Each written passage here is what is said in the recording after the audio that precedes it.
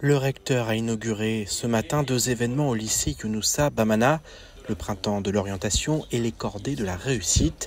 L'occasion de présenter aux élèves de l'île les formations locales qui permettent de préparer aux grandes écoles.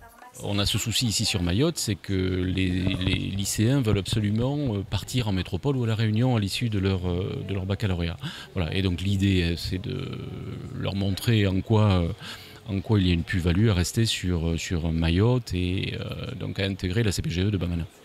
Une délégation de l'école polytechnique de Paris est actuellement à Mayotte.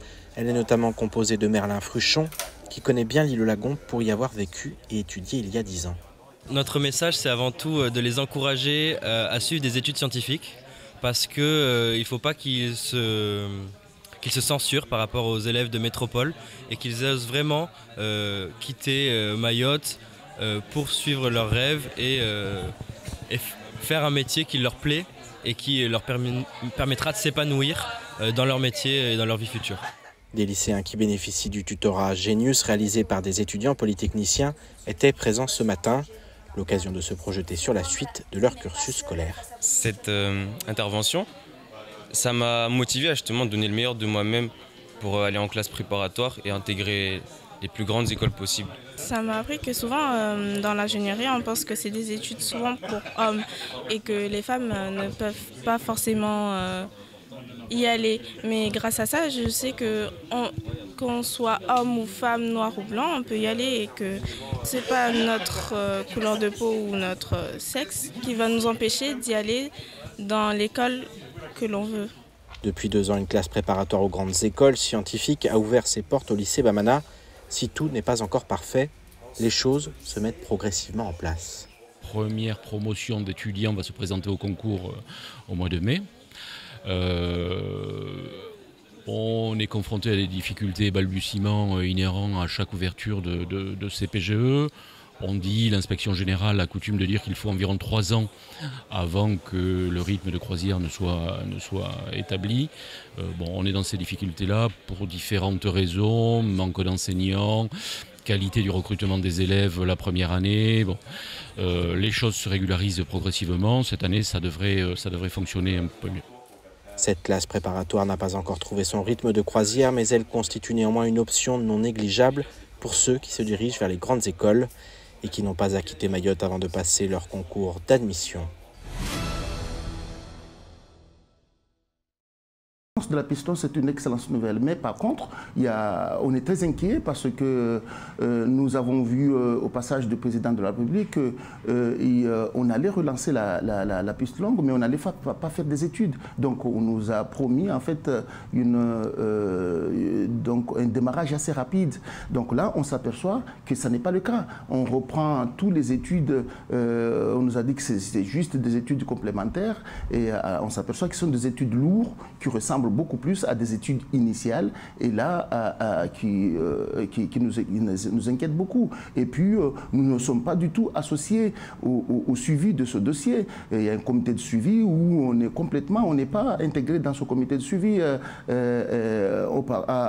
alors même que le défenseur en fait le garant du débat public a écrit au préfet pour nous intégrer dans ce comité de suivi, mais c'est pas le cas aujourd'hui. C'est pas le cas aujourd'hui. Ça va pas assez vite selon vous et vous regrettez de ne pas être associé aux discussions, aux projets. Voilà, on n'est pas très au courant de ce qui se passe. Par contre, on voit que les associations environnementales y sont, alors qu'eux, ils développent beaucoup plus des faiblesses, alors que nous, qui développons beaucoup plus de force, on n'y est pas.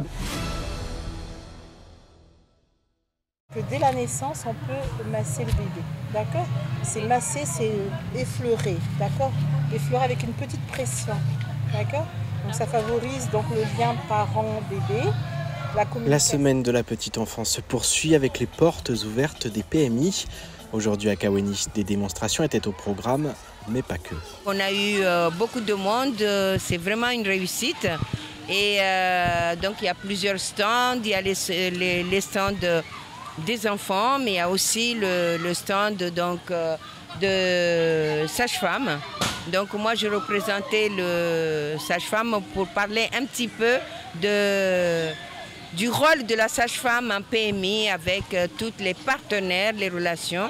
Donc on a reçu beaucoup de femmes. Si la journée devait permettre de mieux faire connaître le rôle des PMI, elle a aussi permis aux enfants de participer à des activités qu'ils ont beaucoup appréciées. On a joué dans le toboggan, on a joué dans le sauteur, on a joué dans le cerceau. J'ai fait le parking et là je suis en train de faire de la peinture. J'ai aimé parce que j'aime beaucoup le dessin. On a fait des dessins et un peu de peinture. Demain, la semaine de la petite enfance se poursuit avec un forum des métiers sur la place de la République à Mamoudzou. L'événement est ouvert au grand public de 8h30 à 15h30. Le projet, depuis le début, avec Sangoma, la préfecture et le rectorat ont tout de suite été présents. On fait un travail avec les jeunes depuis toujours. Et là, c'est une continuité. Et la mairie de Mamoudzou est arrivée en 2018. Première exposition à la Maison des Projets, qui est un lieu extraordinaire en plein cœur de Kawini, avec une architecture très intéressante. Et là, effectivement, ça a été le point de départ d'une coopération très riche. On a continué à la MJC de Tsunzu. On a fait un vernissage quelques jours, hop, confinement. Et l'exposition n'a pas pu se poursuivre. Et c'est vrai que là, c'est un cru particulier, vous avez raison, on le sent bien. Pas tellement sur les outils qui sont utilisés, les XIMES, elles sont à nous.